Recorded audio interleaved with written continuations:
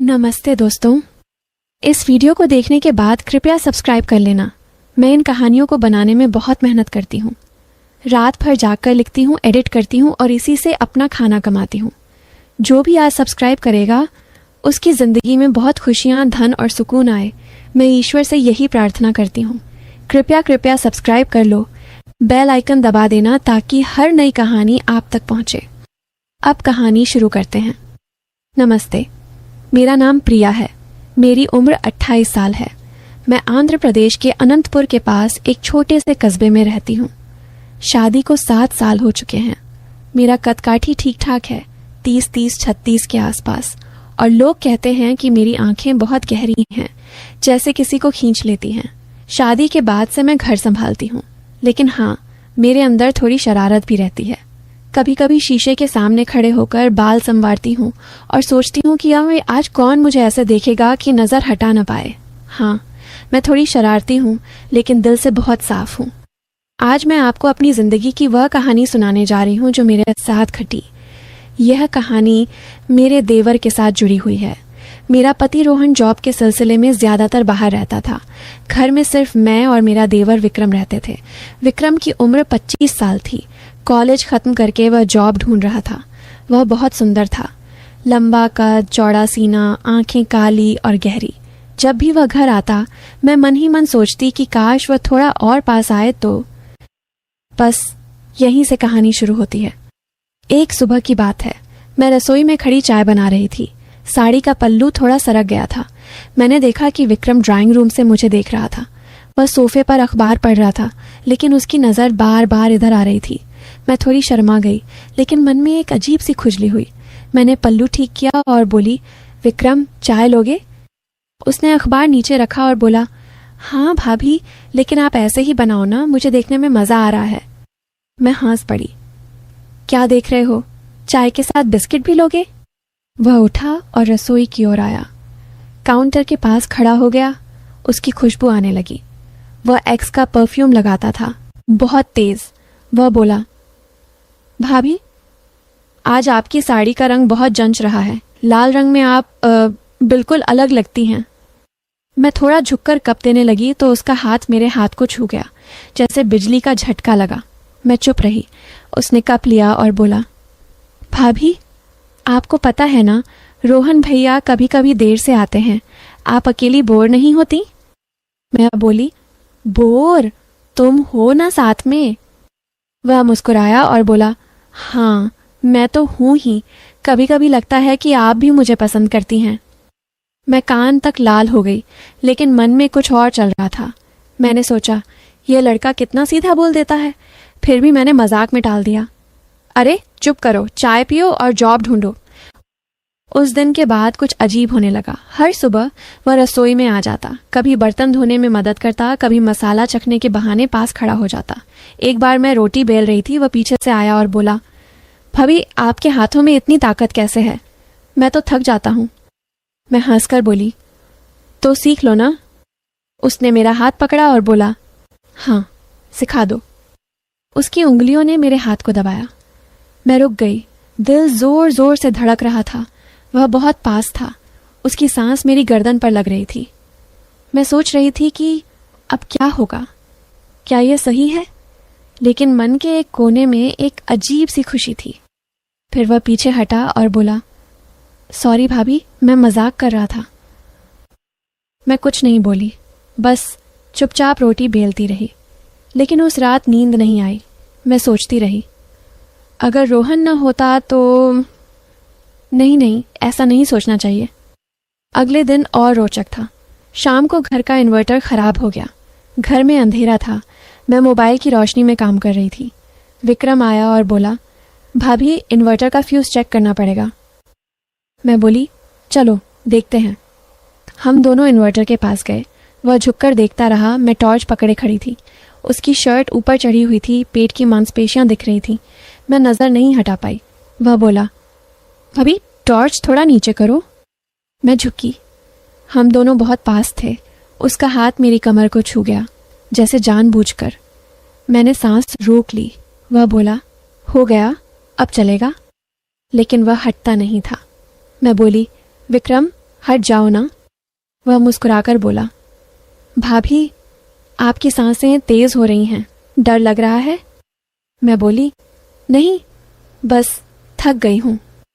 उस रात मैं अपने कमरे में लेट गई। दिल अभी भी धड़क रहा था। सोच रही थी कि यह क्या हो रहा है, क्या मैं गलत हूं या वह।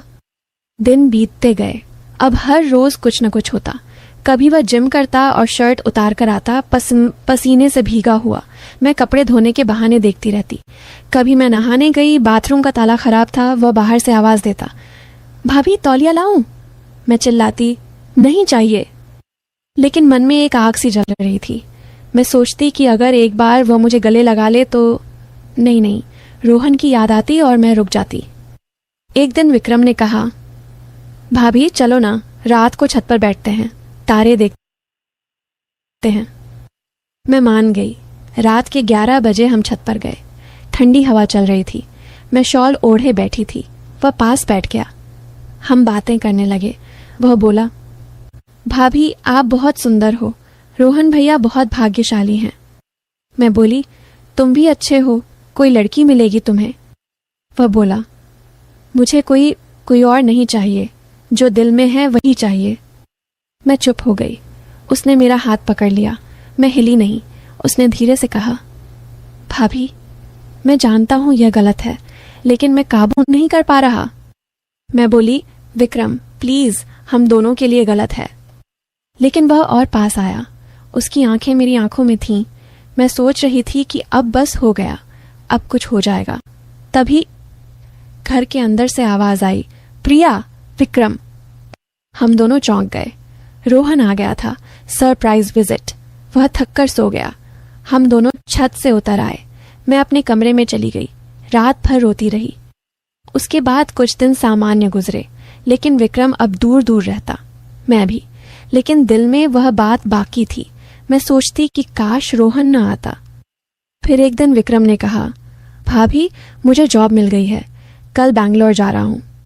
मैं टूट गई, लेकिन बोली, बहुत अच्छा, मुबारक हो। उस रात वह मेरे कमरे के दरवाजे पर दस्तक देकर आया। मैंने दरवाजा खोला। वह बोला, भाभी एक बार गले लग जाओ, बस एक बार। मैं रो पड़ी। उसने मुझे गले लगा लिया बहुत देर तक, लेकिन उसने कुछ और नहीं किया, बस गले लगाया और बोला, भाभी मैं जा रहा हूं, आप खुश रहना। मैं रोती रही। वह चला गया। कहानी यहीं खत्म नहीं होती। कुछ महीने बाद रोहन ने फोन किया कि विक्रम एक्सीडेंट में मर गया, कार क्रैश। मैं टूट गई, रोने लगी। लेकिन घर में एक अजीब सी खामोशी थी। एक रात मैं रसोई में खड़ी थी। अचानक पीछे से आवाज आई, भाभी। मैं पलटी। विक्रम खड़ा था, वही शर्ट, वही चेहरा। मैं चिल्लाई, तू मर गया ना? वह बोला, भाभी मैं यही हूं, तुम्हारे पास। मैं पीछे हटी। वह पास आया। उसकी आंखें लाल थीं। उसने कहा, भाभी वह रात जो हम छत पर थे, मैं वापस आ गया हूं, अब हम साथ रहेंगे। मैं डर गई। उसने हाथ बढ़ाया। उसका हाथ ठंडा था, बिल्कुल बर्फ जैसा। मैं भागी, कमरे में बंद हो गई, लेकिन दरवाजा खुद खुल गया। वह अंदर था। उसने कहा, भाभी मैं तुमसे प्यार करता था, अब मैं यहीं रहूंगा हमेशा। मैं चिल्लाई, जा, तू भूत है। वह हंसने लगा। हंसी बिल्कुल विक्रम जैसी थी, लेकिन गहरी और डरावनी। उसने कहा, हाँ मैं मर गया, लेकिन मेरी आत्मा तुम्हारे पास अटक गई, क्योंकि तुम भी तो मुझे चाहती थी ना। मैं रोने लगी। फिर रोहन उठा, लेकिन उसने कुछ नहीं देखा। वह सोता रहा। मैं समझ गई, यह सिर्फ मुझे दिख रहा था। हर रात वह आता, कभी रसोई में, कभी छत पर, मुझे छूता, कहता, भाभी अब हमारे बीच कोई नहीं, बस हम दोनों। मैं पागल हो गई। डॉक्टर के पास गई, दवाई ली, लेकिन वह नहीं गया। आखिर में मैंने फैसला किया, मैं इस घर को छोड़ दूंगी। लेकिन जब मैं जा रही थी, वह पीछे से आया। उसने कहा, भाभी तुम नहीं जा सकती, तुम मेरी हो। मैं भागी, ट्रेन पकड़ी, लेकिन ट्रेन में भी वह बैठा था मेरे सामने। मुस्कुरा रहा था। अब मैं यही हूँ, ये कहानी सुना रही हूँ, लेकिन मुझे लगता है वो कहना भी अभी भी मेरे पास है, मेरी सांसों में, मेरी आवाज़ में। दोस्तों, अगर आपको ये कहानी पसंद आई हो तो लाइक कर देना और सब्सक्राइब कर लेना, क्योंकि ये कहानी सच है और मैं अभी भी उसके साथ हूँ। बस इतना ही। शुभ रात्रि। कहानी समाप्त। यह